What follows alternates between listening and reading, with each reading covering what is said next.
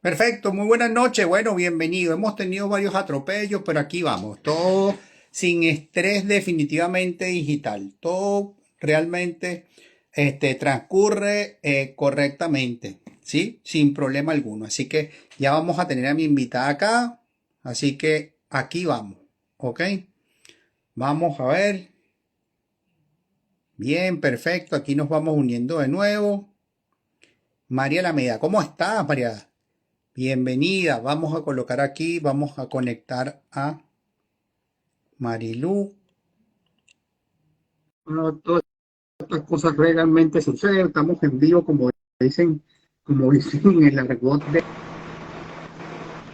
Ahí cambiamos la cámara porque ya estás conectada, Marilú, ya te veo. Voltea la cámara al frente que veo tu computador. Sí, estoy viendo a ver cómo lo hago. Porque No te preocupes, ya por lo menos estamos aquí no, adentro. oh, sí, ya hemos avanzado un montón, pero todavía estoy pagando la novatada. Mira, Eh, ahí aparecen unas flechitas que son como unos círculos y ahí le puedes dar para que cambie. eh, unas flechitas. Exacto, eh, está el micrófono, está la cámara, está la flechita y están unas estrellitas. este, Exactamente donde está la cámara, donde estás viendo la cámara ahorita en este momento. ¿Viste, señor David? Dice, Dios dijo Dios y hombre, no dijo Dios y computador o internet.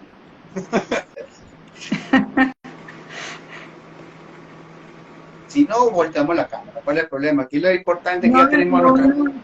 no hay ningún problema. Si no volteo el teléfono, yo no me voy a complicar la vida. Lo único que no Si consigo. necesito yo, mira, págate, aquí estamos.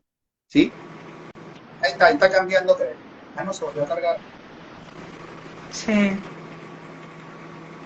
Claro, lo que pasa es que no me aparece lo que tú me dices, sinceramente. Bien. Entonces, No, volteamos la cámara, volteamos el teléfono. sin estrellita, te ves tú que en el computador y aquí lo importante es que subes ahí y ahí te veo yo, subo un poquito más para verte, sube un poquito más, yo te voy a indicar, ya tú vas bien, Ya vamos a hacer. exacto, mira, Un momentico. no te preocupes, aquí estamos todos listos, preparados, esperando a la diva del asunto, que eres. Ok, ¿y ahora qué tal? No, bueno, yo creo que ni en Miami, viste, ahí está, mira como dice David, yes. Bueno, Okay. lástima que no te veo, pero bueno, estamos bien. Ya después vamos a ir, eso lo vamos afinando. Marilú, bienvenida. Tú sabes que Gracias. yo no vuelvo a repetir la introducción y aquí, bueno, mira, hoy tengo una invitada, la cual para mí es un honor, es satisfactorio, Gracias. es de verdad que me siento maravillado por tener esta oportunidad de poder conversar contigo. ¿Okay? Bueno, sí. Y bueno, yo dije, yo siempre hablo yo digo que ¿no? Siempre tú sabes que muy bien yo digo del ego. ¿Y por qué del ego? Porque, bueno, uno dice, bueno, ¿y quién es Marilú? Marilú es la ingeniero, mecánico, experta en, tú sabes, ¿no? Pero la pregunta de rigor de acá, ¿ok? ¿Quién es María de Lourdes Valdés? Bueno, María de Lourdes Valdés, Marilú, para ser más corto y que me gusta más, es una persona que ahorita está transitando un cambio. Yo me gradué como ingeniero mecánico un montón de años atrás. Nunca ejercí realmente como ingeniero mecánico, ¿ok? Pero sí empecé una carrera en una empresa que me permitió ver varios aspectos del desarrollo de una empresa y de una organización. Y he recorrido un camino, ¿verdad? Y ya tengo que hacer una parada, una reflexión y un cambio. Y eso lo he comenzado desde el año pasado, cuando nos conocimos y cuando yo conocí a Gestión JPR. Ahí empezó parte de esos cambios míos como profesional y también cambios a nivel personal. Y que me han llevado por todo este transitar de todos estos meses, ha pasado menos de un año, ¿verdad? Porque cuando hicimos el curso de formación de consultores empezamos en julio del año pasado, ¿verdad? Julio del año pasado. En julio del año pasado. Y me ha tocado en todos estos meses pues un transitar, un aprendizaje de muchas cosas para dar el siguiente paso en mi carrera profesional y dedicarme Exacto. a la consultoría. Bien, qué bueno. Y así como siempre digo yo, desde el día de los Alpes suizos, asesorar y hacer consultoría en Argentina. Exactamente. Exactamente, eso es lo que tú has dicho desde el principio y santa palabra. Yo estoy seguro que eso va a ser así, eso lo voy a ver. Bien, Marilu, mira, el tema del día de hoy es interesante, porque muchas veces las empresas incluso desconocen el tema y hablan mucho sobre el tema, ¿ok? Y es que incluso, bueno, ya por lo que nos tocó recientemente a los dos conversar con un cliente, y no, tú te preocupes, mira, eso puede ser en cuántas semanas lo tenemos listo. Sí, claro. Sí. Sí. Entonces, primero, vamos a ponernos ahí. Vamos a empezar por él. ¿Qué podemos hablar o qué son los riesgos? Vamos a empezar por ahí. Fíjate, toda empresa tiene riesgos, ¿verdad? Una empresa que tenga un proceso, ¿verdad? Un proceso productivo, que maneje materiales peligrosos, ¿verdad? Que tenga máquinas, que tenga emisiones al ambiente, o sea, son fuente de riesgo, ¿verdad? La cuestión es qué tan consciente está la empresa de sus riesgos. Y ahorita me he referido a los riesgos, propiamente a los riesgos industriales, pero en una empresa tiene también otro tipo de riesgo, ¿verdad? Tiene riesgos financieros, tiene riesgos en su área de recursos humanos, tiene riesgos en sus áreas de compra, ¿verdad? Pero centrándonos un poquito en lo que son los procesos industriales. Entonces, ¿qué pasa? Hay una definición que a mí me gustó mucho, que la vi en un manual de seguridad patrimonial de un autor español, en donde él divide las gestiones de una empresa en dos tipos de gestiones. La gestión de lo que puede salir bien y la gestión de lo que puede salir mal. Entonces, la gestión de lo que puede salir bien es, digamos, lo que conocemos.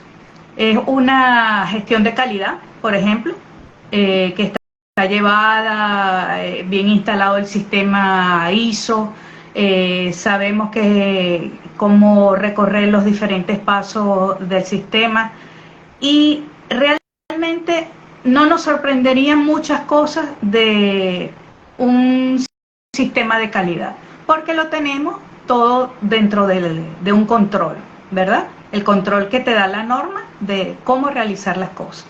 Igual sucede con todas las cosas conocidas de la organización. Pero ¿qué pasa con lo que no conocemos, ¿verdad? Con los riesgos, con con esa gestión de las cosas que pueden hasta ser impredecibles. Y esa es la gestión de lo que puede salir mal. Exacto. Y normalmente posible como posible ocurrencia y aparte de eso incertidumbre. Claro, entonces, ¿qué es lo que pasa? Que a la gente le gusta trabajar con lo que conoce y con lo que tiene controlado, ¿verdad? Y con lo que puede salir bien y con lo que sabe que puede presentar buenos resultados. Y normalmente en las organizaciones no se trabaja con lo que puede salir mal, ¿verdad? Con lo desconocido y con lo que no está concretamente manejado. Entonces, ¿qué pasa? que desde la visión y la misión de una empresa tiene que estar definido cómo se van a manejar los riesgos. Tiene que estar esa palabra en algún lado de la visión y de la misión. ¿Por qué? Porque eso se va a reflejar en la cultura de la organización. Y si la organización tiene una cultura dirigida al manejo de los riesgos y al control de los riesgos, seguramente esa gestión de lo que puede ir mal la irá conociendo y tratará de aplicar pues todo lo que se deba para llevar a la gestión del riesgo. Entonces, si no está esa palabra riesgo, esa palabra control de riesgo, manejo integral de riesgo, como la quieran poner, no existe pues la cultura del riesgo empresarial. Y cuando falta esa cultura, pues eso viene de la alta dirección.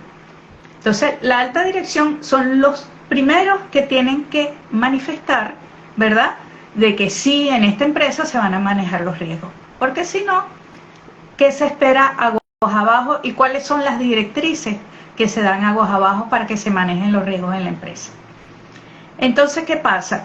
Una alta dirección que no tiene una cultura de la seguridad, ¿verdad?, tiene una carencia.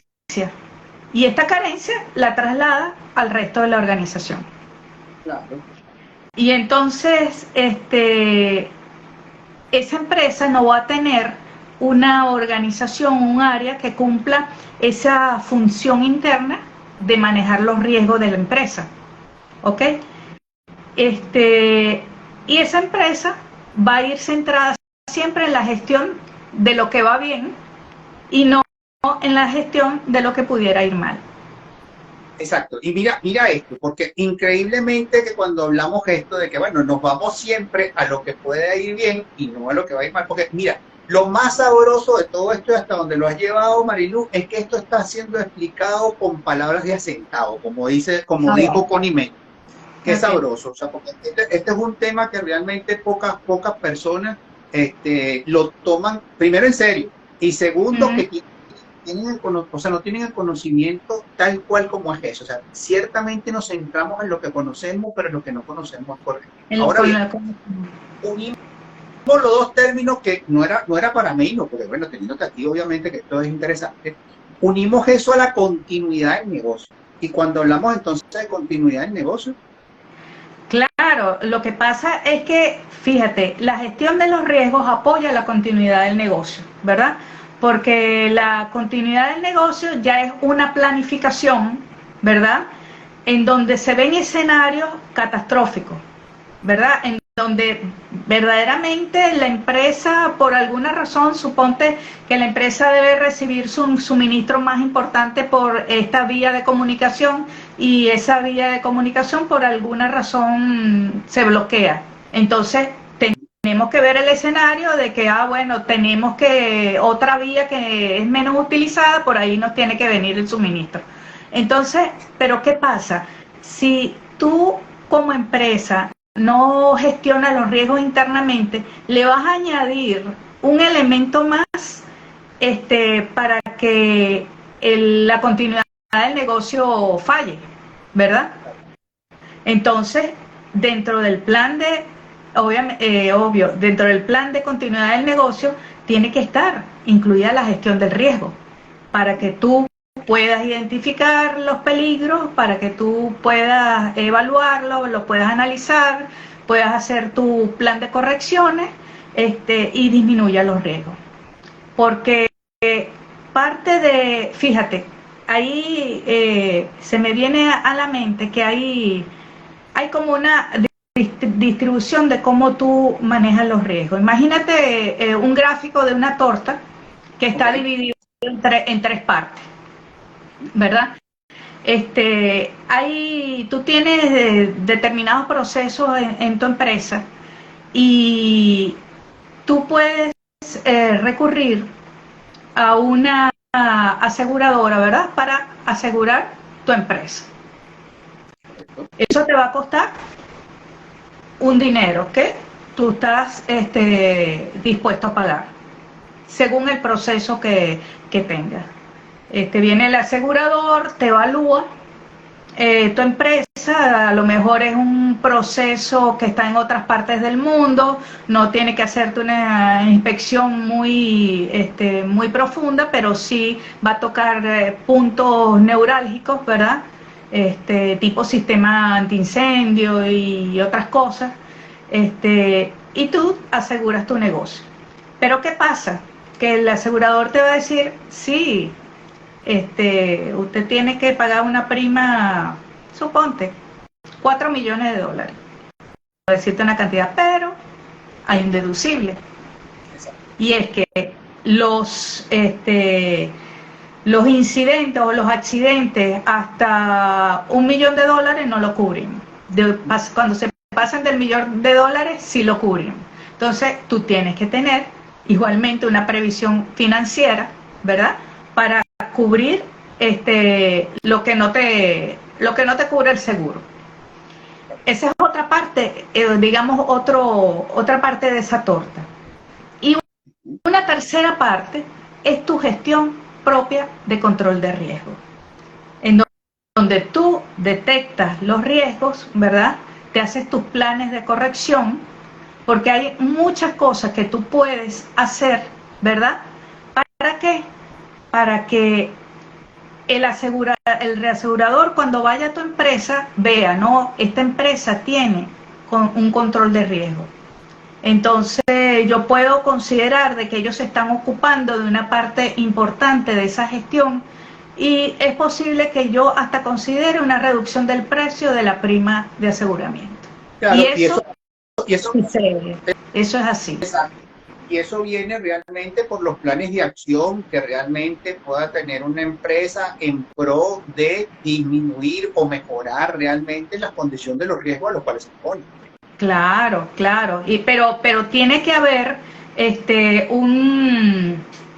una voluntad de la empresa, ¿verdad?, de querer controlar los riesgos propios. Porque hay una cantidad de cosas que tú lo puedes hacer y que al final vas a lo mejor a evitar eventos grandes que después a lo mejor caen dentro de ese $1 millón que dijimos al inicio, ¿verdad?, que pusimos como ejemplo, y que tú tienes que pagar. ¿Por qué? Porque no tomaste previsiones de control de riesgo y tienes que pagar dinero. Pero fíjate qué tan importante es que el control de riesgo esté dentro de la visión y de la misión de la empresa. ¿Por qué? Porque esta plata tiene que estar contemplada dentro del área financiera, ¿verdad? Como parte de sus objetivos. Es que incluso, bueno, aquí tuvimos un ejemplo cuando lo llamado estallido social, que por lo menos en el caso del metro, no, a pesar de que fueron advertidos una y otra vez, no tomaron en cuenta lo que le correspondía al análisis de las aseguradoras, y le dijeron, bueno, ¿y ustedes qué van a hacer si sucede algo como esto? Y dicen, no, porque eso nunca va a suceder. ¿Por qué? Porque es que nunca va a suceder. Sí, tú hablaste de ese tema la otra vez, sí, yo recuerdo, pero es que tú lo has mencionado. Y hay una de las cosas que tú dices, bueno, pero ven acá, si te lo advirtieron. Tienes ejemplos de otras ciudades que no son acá en el país, pero ha sucedido, bueno, como dicen por ahí, lo que tú veas las bardas de tu vecino arder por las tuyas en remojo. Claro, exacto. Entonces, esto fue una advertencia y lamentablemente eso no. Bien, perfecto. Pero, como dice, esto no es una magia, porque esto no es que, mira, yo voy a empezar el día de hoy, yo quiero llegar a hacer los riesgos y el viernes, o sea, hoy lo empecé el miércoles y el viernes los tengo, ¿no? Esta es una gestión, y toda gestión lleva su tiempo. Exacto. Y además que es una gestión continua. O sea, no es que la hiciste hoy y ya, bueno, ya la terminé. No termina nunca, porque siempre hay que estar con los planes ya sea de inspección, ¿verdad?, o con los planes de estudios de riesgos en sus diferentes modalidades, ya sean cualitativos o cuantitativos, y ahí hay que tener los planes, y eso está dentro de una gestión continua. El que crea que yo voy a hacer esto y cumplir, está equivocado. Además de que, por ejemplo, un cliente que te diga, bueno, yo quiero hacer esto para detectar riesgos en mi proceso. Ajá, muy bien. Vamos, vemos qué es lo que quiere el cliente. Digamos que accedemos a hacer el estudio que el cliente necesita, ¿verdad? Pero resulta que eso no termina ahí, porque los estudios tienen fecha de vencimiento. Exacto. ¿Okay? Entonces, eso es una fotografía de hoy. Tú tienes que hacer esto, tienes que corregir esto, te tienes que hacer un plan, tienes que clasificar todo lo que detectaste, si es de baja importancia, mediana, alta, altísima, como lo quieras llamar. Tienes que hacer posiblemente una procura de elementos, ¿verdad?, para hacer las correcciones. Y un estudio que te haya detectado X cantidad de cosas que tú tienes que corregir, tiene una validez de, vamos a decir, 2 años. Sí, y eso es a largo, y eso esperando que se atire muchísimo, ¿no? De todas maneras, vamos a ponerlo así, es algo que se puede estirar, que tú digas, bueno, sí, esta situación actual la voy a permanecer durante 2 años, porque todo con los cambios vertiginosos en este momento, no sé, el clima, que puede deteriorar una parte definitivamente estructural de una planta, o sea, aquí puede pasar, hay para no, deja de hacer mantenimiento, te saltas parte del proceso porque tienes que cumplir con la cuota de producción, y entonces muchas cosas pues van a quedar otra vez fuera de norma, ¿no? Entonces, fuera de control. Entonces, cuando se hace un estudio de riesgo, los estudios de riesgo, para el que no lo sabía, tienen fecha de vencimiento, ¿verdad? Y tienen que renovar los estudios de riesgo. ¿Y por qué es tan importante esto? Y ahí vuelvo a tocar el tema del asegurador. Suponte que usted, por X razón, X petición de cumplimiento, usted tenía que hacer un estudio de riesgo, lo hizo, ¿verdad? Y se hizo un plan de corrección de condiciones detectadas. Muy bien. Y usted no cumplió con ese plan por alguna razón. Y sufre un accidente en su industria. Y viene el asegurador a hacer la investigación. Y entonces, aquí se hizo este estudio de riesgo, o alguien sale por ahí, pero es que se hizo un estudio de riesgo, porque siempre sale el que dice, el que habla. Por eso cuando uno trata con el reasegurador que va a tu planta, uno tiene que ponerlo con la gente correcta, porque sí, la gente para hablar está mandada a hacer y para decir cualquier cosa, y hablan de más. Entonces el asegurador se entera, sí, aquí hicieron un estudio de riesgo, y para ver, pero aquí tenían que corregir esto, mira lo que se quemó. Entonces, ¿qué tú quieres? Que yo te lo pague si tú sabías que tú... Claro, sí. Por ponerte un ejemplo, pero es así, porque eso te puede tener hasta consecuencias legales. Sí, claro, exactamente. Es que eso es interesante. Lo importante es que se percate que es eso. Bueno, yo lo que voy a decirle aquí claramente es algo importante. Esta noche estamos hablando con Marilú Valdés, definitivamente sobre el tema increíble de la gestión de riesgo y la continuidad del negocio. Esto ha sido una explicación increíble para todas las personas que están conectadas. Gracias, pueden dejar sus preguntas acá, yo lo voy leyendo. Aquí así que vamos haciendo y vamos interactuando rápidamente para los que van a estar viendo este video posteriormente. Bueno, una conversación súper grande. Bien, Marilu, mira, hay algo que es interesante, porque tú llegaste y colocaste algo en el tapete que es importante, y es el análisis. Nosotros tenemos que empezar por un análisis. Y cuando hablamos del análisis de riesgo, la gente se va como loca o bien a la 31.000 o se va rápidamente a hacer análisis de peligro, porque ni siquiera son de riesgo. Y es importante aclarar que no es lo mismo un riesgo que un peligro. Claro, la gente utiliza los términos indistintamente, pues en el habla normal, no, que eso es riesgoso, eso es peligroso, ¿verdad? Pero sí, cuando estamos en el tema de control de riesgo, el peligro es una condición intrínseca, ¿verdad?, de una sustancia. Una sustancia es peligrosa porque sus características la hacen como tal, la hacen así. Y el riesgo depende de dónde está el peligro, ¿ok? Entonces, yo siempre, en una de los cursos que hacíamos para explicar estas cosas en mi empresa, ponía el ejemplo. Un alacrán, imagínate un alacrán en el desierto, ¿ok? El alacrán como tal es un peligro, porque es un bichito venenoso que tiene una ponzoña, te puede matar. ¿Y el alacrán es riesgoso en un desierto? No, porque eso es pura arena, pura piedra, no pasa nada. Ok, ese es el escenario. Pero ahora ponme ese alacrán, y te quiero que te quedes con esta imagen que te voy a dar, en la cuna de un bebé. Un bebé durmiendo y pones el alacrán ahí arribita, al lado del bebé. ¿Cuál es el riesgo? Ah, entonces es el mismo peligro, ¿verdad? Pero en un escenario riesgo mínimo, y en otro escenario es riesgo número 5, rojo, todo lo que tú quieras de corrección inmediata. Entonces, esa es, digamos, lo que uno tiene que manejar.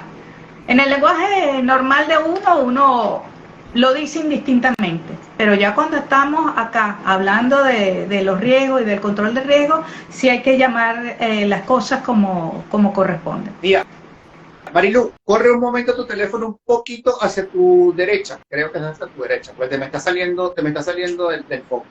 Ajá, un poquito ¿Así? más, para que te me centres más, un poquito más. Exacto, ahí sí está bien, perfecto. De repente moví la silla, sí. No te preocupes, claro, ¿no? Yo sé que se pone, el riesgo lo que va cogiendo es candela, y se va cogiendo calor en la conversación, y eso es buenísimo.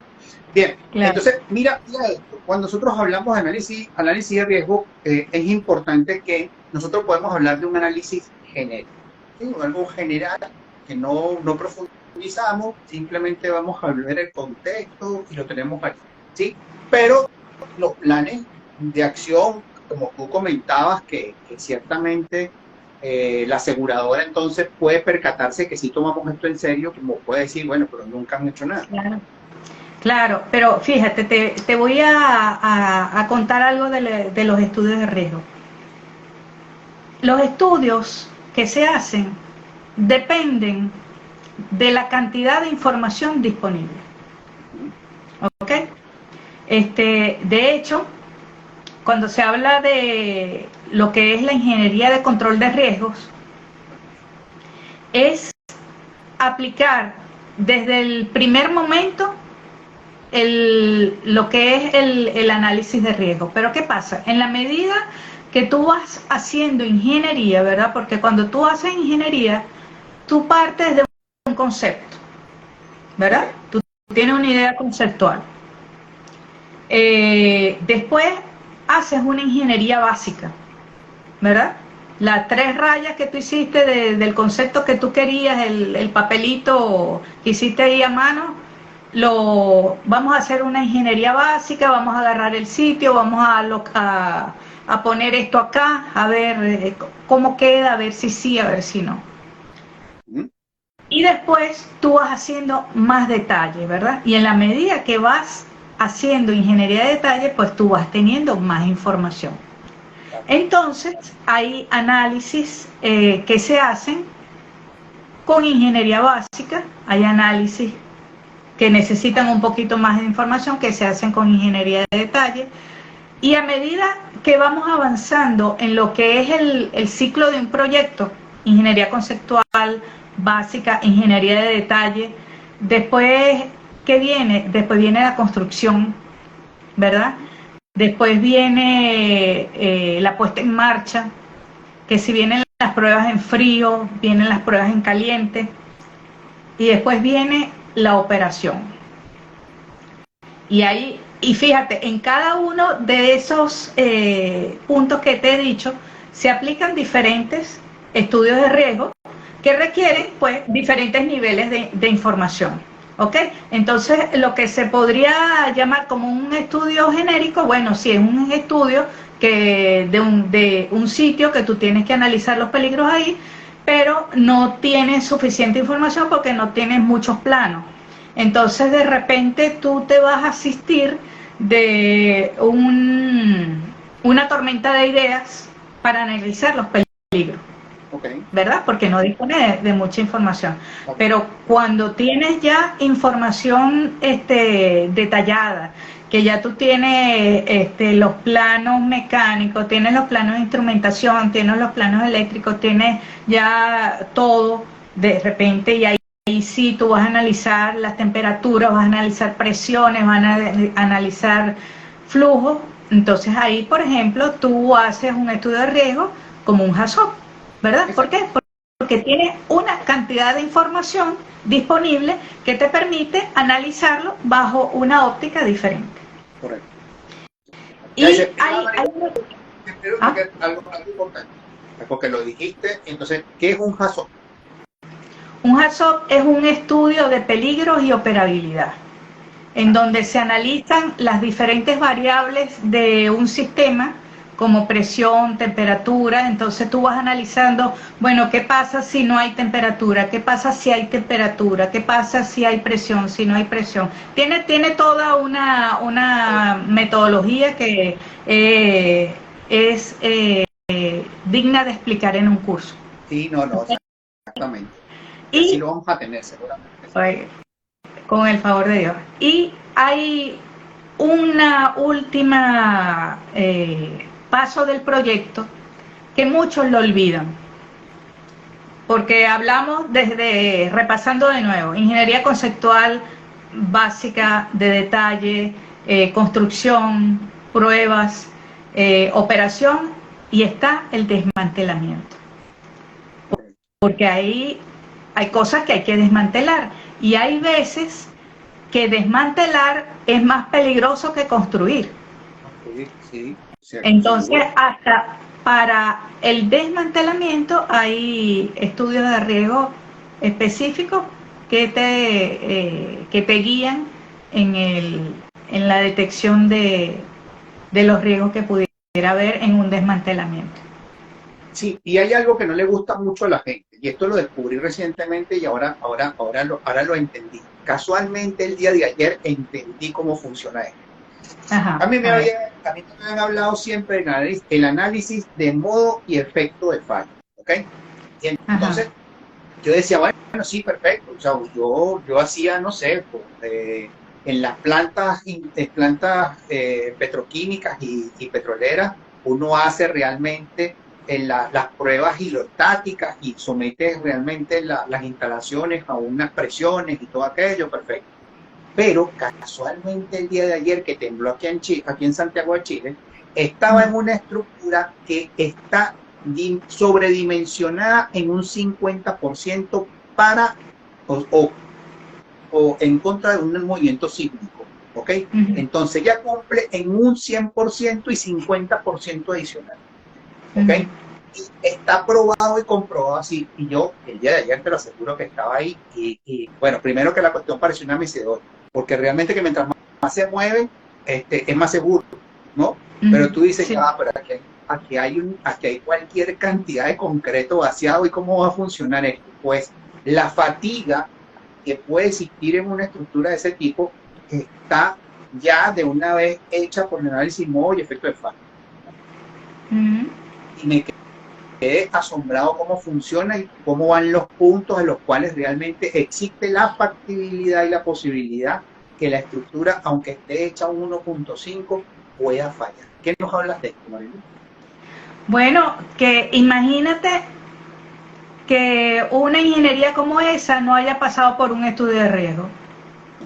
No se hubieran detectado una cantidad de cosas, ¿verdad?, que al final van a redundar en la seguridad de las personas y en la seguridad de una edificación que alberga X proceso, alberga X equipo.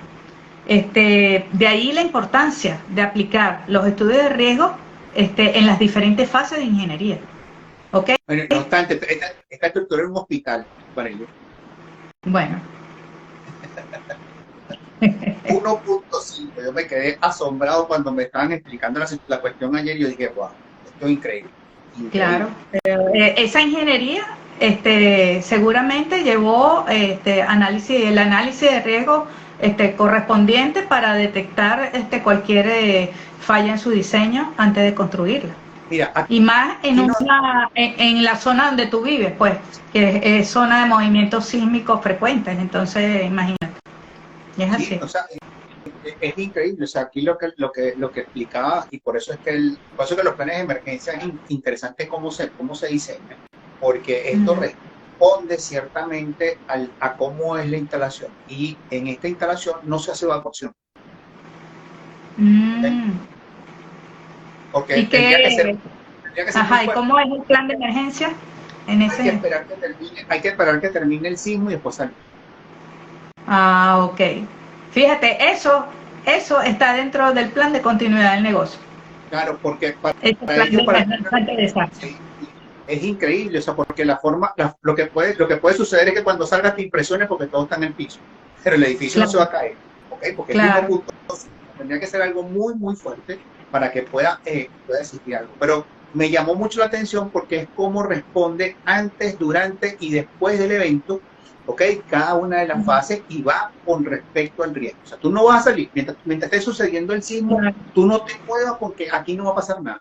No, ¿okay? Y que la gente lo que tiene que entender, y es parte de la cultura de ese grupo, de que eso es así. Y de que tienes que actuar de esa manera, y que tienen que estar entrenados para eso. Exactamente, así. Eso ellos pueden prever riesgo. Mira, aquí nos dice David, nos hace una pregunta. ¿Puedes poner un ejemplo de los riesgos en desmantelamiento? Mira, yo no he estado presenciando ningún desmantelamiento, digamos, en vivo, pero te voy a poner el ejemplo que me viene a la mente. Imagínate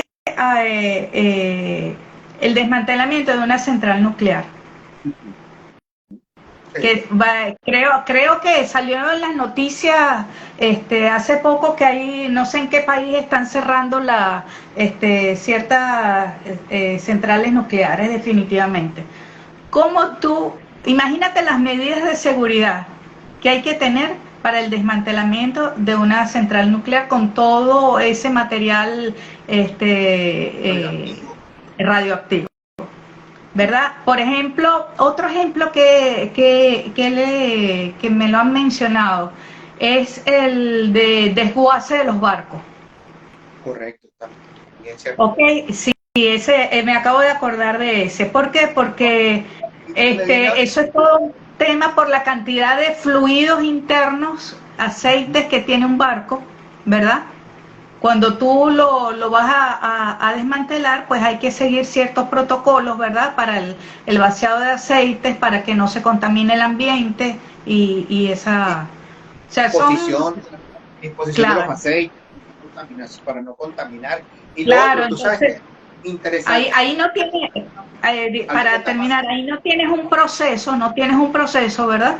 Pero sí tienes una cantidad de información que viene pues de toda la vida del proyecto, que te tienen que ser útiles para finalizar con el proyecto. Claro, y incluso pasa algo. Mira, hay algo que fue para mí interesante, que me tocó ver, que es el apagado de una planta, eléctrica de carbón, para que entre en funcionamiento otro sistema, bien un parque eólico o otra forma de generar electricidad. Y resulta que apagar una planta esa no es menos, porque primero que nada es que tú corres el riesgo de dejar sin electricidad a la ciudad o al país o a la que estés suspendiendo. Ya eso te da con la continuidad no de tu negocio, sino la continuidad de los negocios que tú puedes perjudicar. Ya eso. Y la otra es, ¿qué vas a hacer entonces con todas esas instalaciones que de una forma u otra, cuando paran, se hacen más contaminantes que lo que ya eran incluso conscientes? Claro.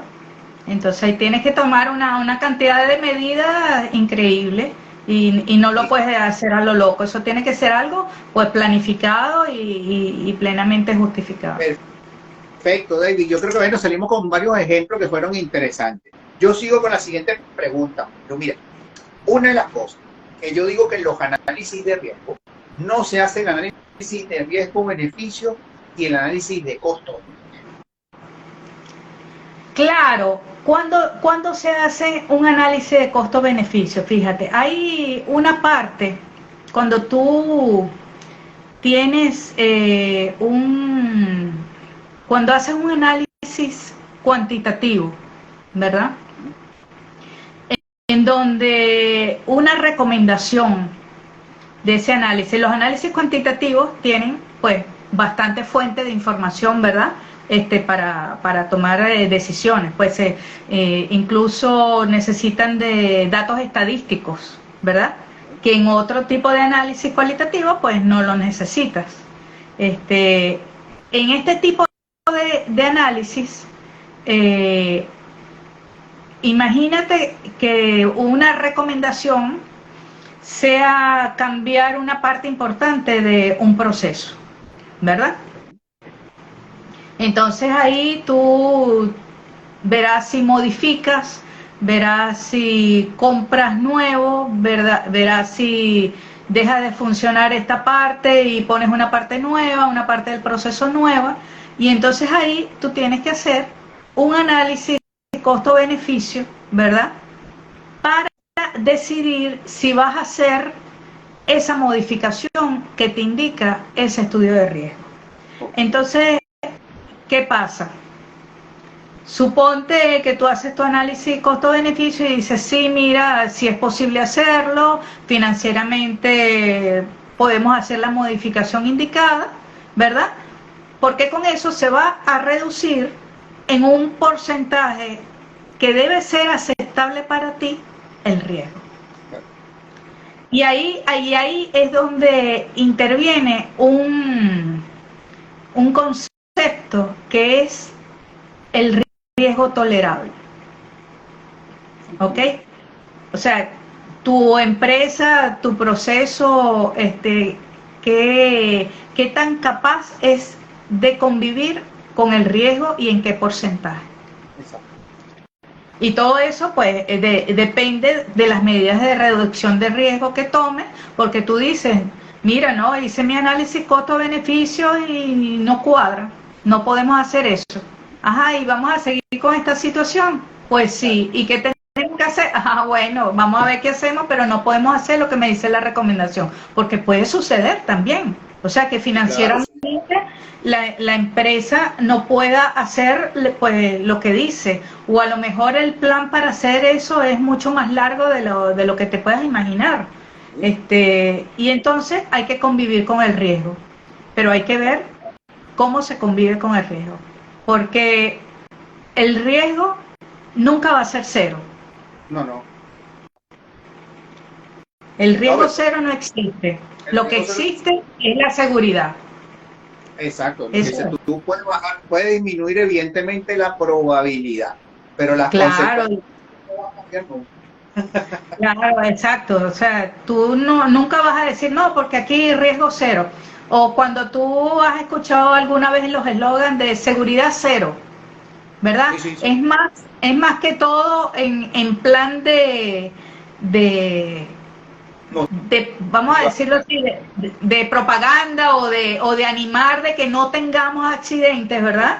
O sea, de animar a la gente a que no tenga accidentes, pero o sea, cero accidentes no existe, cero riesgos no existe. Lo que existe es la seguridad, y la seguridad se lleva haciendo los análisis de riesgo correspondientes, prestando la atención a las recomendaciones, ¿verdad? Porque ahí me viene entonces algo que no he nombrado, ¿verdad? Porque tú identificas peligros, tú haces las evaluaciones, tú haces los análisis y después administras. Te haces tu plan en donde tú tienes que aplicar tu ciclo PHBA, ¿verdad? Para cumplir y corregir todas las recomendaciones y entonces estar en el nivel de riesgo aceptable para tu proceso y para las personas. Exactamente. Y mira esto, esta es la pregunta que es importante, digo yo, para las personas que quieren estar en este camino, pero que de repente escuchan este término como repetido. Tú acabas de decir algo que cuando pues yo siempre he dicho que todo se gestiona en 2 enfoques, 4 pasos. ¿Ok? Y ya lo acabas de decir: planificar, hacer, verificar y actuar. Y quienes colocan los riesgos, evidentemente los procesos y las personas. Eso ahí está. Sean financieros, sean como vengan. Pero hay algo que se repite y es algo importante, porque tú dices, bueno, ya estamos administrando, tengo el plan, tengo el riesgo tolerable, y ese tolerable, bueno, ocurrió, pues, o sea, pasó, porque nosotros dijimos tolerable, pero resulta que nos descuidamos, y como dice, dejamos hacer el mantenimiento en el momento correspondiente, no sé, se olvidó el plan y se dejó de lado el control, el seguimiento de la bitácora, algo pasó, ¿ok? Y entonces nos viene el análisis de causa, ¿ok? Y tú dices, ajá, bueno, pero a lo mejor teníamos ahí, pero ¿por qué?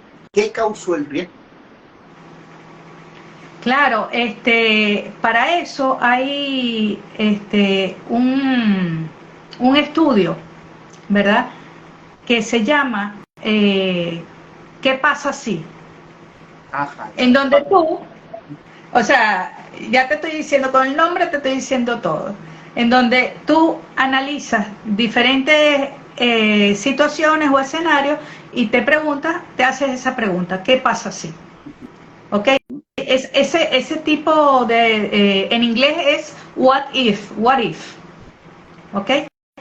Ese tipo de análisis te ayuda pues a imaginarte ciertas situaciones en donde, mira, ¿qué pasa si dejamos de hacer esto? ¿Qué pasa si esta situación se pone así? Y entonces el equipo que hace el estudio de riesgo es capaz pues de llegar y analizar pues las causas de por qué pasan las cosas. Igual que otro análisis sencillo, que es podría ser también el análisis preliminar de peligro. Está entre esos dos análisis. Y hay una cosa importantísima, que es quiénes son los que hacen los análisis de riesgo. ¿Ok? Porque mucha gente cree, no, es que yo voy a contratar para que me hagan el análisis o el estudio de riesgo. Sí, tú puedes contratar, ¿verdad? Pero ¿qué es lo que tú contratas? Tú contratas a una persona experta en la metodología, independientemente de cuál sea, ¿verdad? Que normalmente ese es su trabajo, ¿verdad? Hacer estudios de riesgo, que va a guiar a un equipo, y ese equipo es de la empresa. Entonces, en realidad, los que van a hacer el estudio de riesgo son las personas que conforman el equipo multidisciplinario de la empresa, que va a ser guiado por la persona que tú vas a contratar. ¿Y quiénes tienen la información? ¿Quiénes manejan la información? Las personas que están en la empresa. ¿Y quiénes tienen la experiencia? Pues las personas que conforman ese equipo multidisciplinario. Y el estudio de riesgo será mejor en la medida de que haya más gente experta formando parte de ese equipo. Exacto. Que va a ser guiado. Entonces, no es el que crea que yo voy a contratar para que me hagan. No, usted tiene que trabajar y usted tiene que estar ahí, porque resulta que eso es una responsabilidad, porque en este estudio de riesgo va a haber una planillita en donde van a estar los asistentes, los días que se realice ese estudio de riesgo, su nombre, su número de identificación, su firma, ¿verdad? Y eso es uno de los anexos del estudio de riesgo, porque cuando vayan a agarrar la carpetica del estudio de riesgo, ay, este estudio de riesgo, ¿quién lo hizo? Ah, aquí estuvo fulano, fulano y fulano. Bueno, llámenme a los fulanos. Ahí no van a llamar al señor que dirigió la metodología, no. Ese es el que a veces hasta con cucharita le tiene que sacar la información a los que están en la planta, dependiendo pues de la paciencia y de la habilidad que tenga, ¿verdad? Sí, ¿no?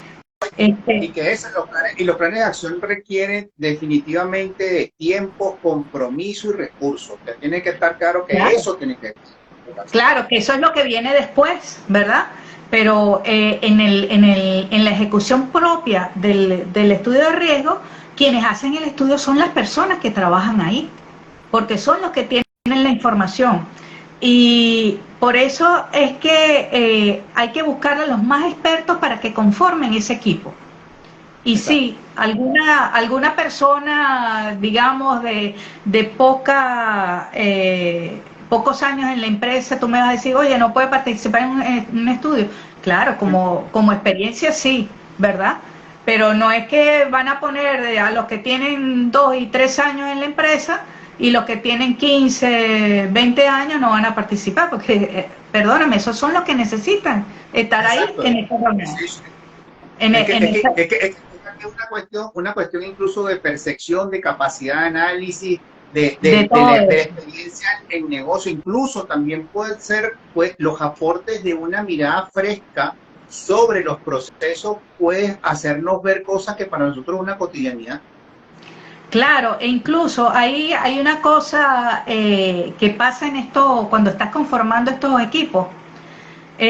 Bueno, llámeme a fulano. No me llames a ese fulano porque ese forma problema por todo. Yo no quiero escuchar a ese hombre aquí. No, ese es yo comprobé porque yo participé en la ejecución de ciertos estudios de riesgo, y esas personas fastidiosas, esas personas que en planta son molestosas, cuando tú les explicas, mira, esto es para esto y esto es serio, y tu experiencia es valiosa, son las personas que más aportan. Que más aportan, sin duda, claro que sí, porque son capaces. Yo creo que en 2 oportunidades he podido estar muy cerca de la aplicación de HACCP, y por eso yo considero claramente que no soy un experto, no lo he estudiado, no sé la metodología, pero he estado cerca, y ciertamente el gran aporte es aquello que de repente vemos como muy crítico, ¿ok? Que son aquellas personas, pero esto no debería, y esto debería pasar, y cuando tú empiezas a hacer los análisis del proceso, te dan cuenta de que tú dices, oye, este tipo no está equivocado, ¿ok? Claro, porque son gente que toda la vida han dicho, pero yo les he dicho toda la vida que esto, que tal, y ahí es la oportunidad de ellos, de que quede, oye, ¿verdad que sí? Él nos ha dicho toda la vida esto, entonces de que quede sentado, porque todo lo que digan esas personas es registrado, y de ahí es que va a salir toda la lista de recomendaciones, y de esa lista de recomendaciones que se va a clasificar según su importancia y su urgencia, es la que va a formar parte del plan que tenemos que ejecutar para corregir todo, y al que hay que ponerle plata, porque si no, no vamos a hacer nada y nos quedamos en lo mismo. Exacto, y cuando venga la aseguradora de nuevo, y cuando nos vuelvan a evaluar desde el punto de vista de operación, y cuando nos van a ver, vamos a tener la misma situación. Y entonces, el riesgo-beneficio, el costo-beneficio, resulta que el riesgo va a aumentar y el costo-beneficio también va a aumentar. Claro, entonces no te van a dar los números y no vas a poder hacer nada. Entonces decir, no, mira, no sé, vamos a cerrar la planta porque no podemos. O sea, eso sería, pues, no podemos pagar la modificación que hay que hacer de tanto... es increíble. Aquí yo me consigo con personas que dicen, preferible pagar la multa que llegue a cumplir el requisito legal. Yo dije, bueno, perfecto. Muy interesante la filosofía. Bien, Marilu, hay algo. Tú acabas de llegar y decir exactamente recomendaciones. Entonces yo te voy a pedir a ti 3 recomendaciones para las personas que digan, bueno, yo quiero seguir el camino de Marilu. ¿Cómo nos vamos nosotros por esa gestión de riesgo? Bueno, lo primero que yo le diría es que hay que entender la filosofía de lo que es el control de riesgo. Antes de empezar a estudiar, no, yo quiero estudiarme cuántos estudios de riesgo hay, cuánto esto. No. Primero hay que entender la filosofía de lo que es la ingeniería de control de riesgo, el por qué, y después lo aplicamos. Cuando tú entiendes la filosofía, y yo creo que a lo largo de esta conversación, aparte de los ejemplos que hemos podido poner, hemos tocado partes filosóficas de la cuestión. Entonces hay que entender la filosofía del control de riesgo. Si tú estás en tu empresa y tu empresa no lo tiene como valor o incluido en su misión o en su visión el control de riesgos, ¿verdad?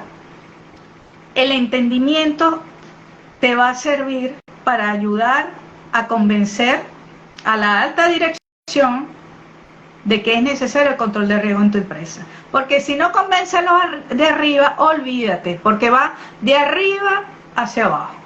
Eso es clarito.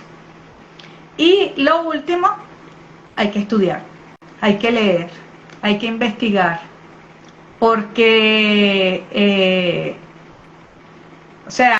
es tan amplio, para mí es muy bonito lo que es el área de control de riesgos y de la ingeniería de control de riesgos, que vale la pena conocer todas las cosas y vale la pena estudiarlas. Bien. Bueno, Marilu, a mí no me queda más nada que realmente agradecerte por esta magistral clase que nos ha dado el día de hoy, porque esto es una clase, ¿ok?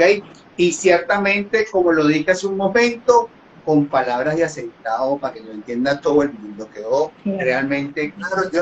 Mira cómo me llevo, mira lo que aprendí yo de ti, mira cómo te quedó mi cuaderno. Anotaste. Está muy bien que hayas seguido el ejemplo. Bien. Entonces, de verdad que muchísimas gracias, Marilu. Creo que, bueno, como dije, repito, para mí es un honor haber compartido contigo este momento. Para mí realmente me satisface muchísimo y que realmente estemos compartiendo este live con todas las personas que lo están viendo esta noche y los que van a verlo posteriormente. De verdad que es una información súper valiosa. Lo digo y lo reitero, te quiero y te aprecio muchísimo y te respeto como profesional y como persona, ¿ok? Es mutuo.